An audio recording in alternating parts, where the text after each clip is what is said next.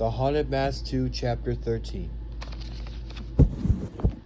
I had soccer practice just for my first graders after school the next day.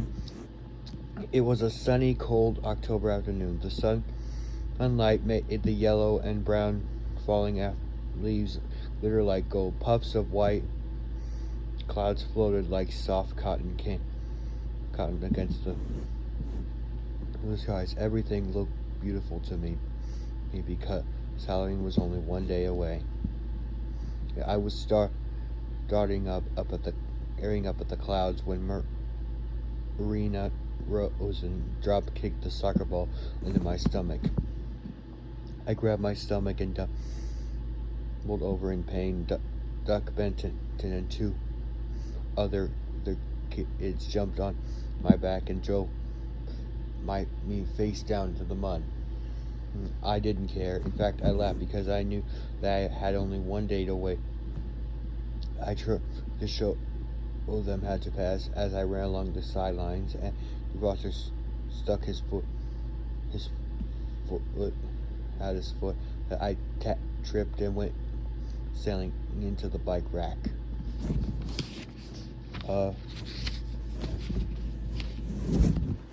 Handlebar caught my knee under the chin as I fell, and I actually saw stars, but I didn't. I picked myself up with a grin on my face because I knew I had a secret. I knew an evil secret that the kids didn't know. I knew that trick-or-treat night was going to be a special treat for me. At 4 o'clock, I called in to practice. I was too weak to blow the whistle. My clothes were soaked with mud. I walked with a limp, and I had to cut bruises in 20 places. A typical practice with a horrible house. But did I care? You know the answer.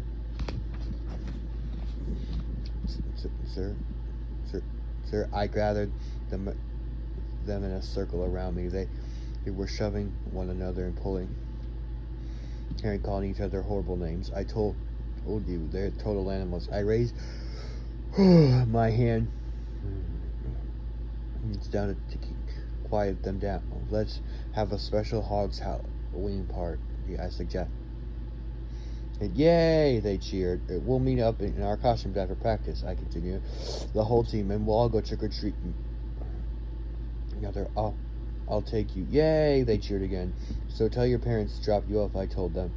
This is going to be our special party. We'll meet in front of the old Carpenter mansion. Silence. This time they didn't cheer. Why do we have to meet there? Andrew asked. Isn't that an old house supposed to be haunted? Marina asked softly. The place is too creepy, Duck. Look at it. I narrowed my eyes at them, challenging them. You guys aren't scared, are you? I demanded. Silence. They exchanged nervous glares. Well, are you all too wimpy to meet me there? I asked. No way. Marina insisted. No way. We're not scared of a stupid old house. As they all began to tell me how brave they were. They would meet me there. I saw a ghost one. It's John Mayor's brag, but behind me, my garage, I shouted boo and it floated away. These kids are animals, but they have great imagination. The other kids all started teasing Johnny. He stuck to his story. He insisted he saw a ghost, so they pushed him to the ground and then got his jacket all muddy. Hey Steve, what are you going to be for Halloween? Marina asked. Yeah, what's your costume? Andrew demanded. He's going to be a pile of toxic waste, someone joked.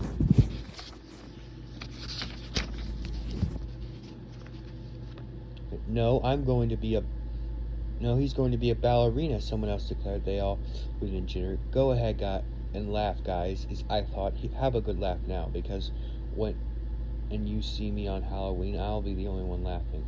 I'm going to be a hobo, I told them. You'll recognize me. I'll be wearing a tattered old suit, and my face will be dirty. I'll be dressed like a bum. You are a bum, one my loyal teammates shouted, and more wild laughter and hooting, more shoving and hair pulling and wrestling on the ground. Luckily, their parents and babysitters showed up to take them home. I watched them go with a big smile on my face, a big evil smile. Then I grabbed up my backpack and hurried. I ran all the way. I was eager to take another look at my mask. Chuck stepped out as I jogged past his house. "Hey, Steve, what's up?" he called. "Not much," I called. "Later back, man." I kept running. I didn't want to hang out with Chuck. I needed to check out that mask. I needed to remind myself of how awesome it was, how totally terrifying. I burst through the front door, then I ran straight up the stairs to my room, taking the stairs there's 3 at a time. I raced down on the long hallway. I turned into my room and tossed my backpack onto the bed. Then I hurried across the room to my dresser and easily jerked over my sock drawer. "Huh?" I experienced with a trembling hand. I shoved away several balled up pairs of socks. The mask was gone. The end.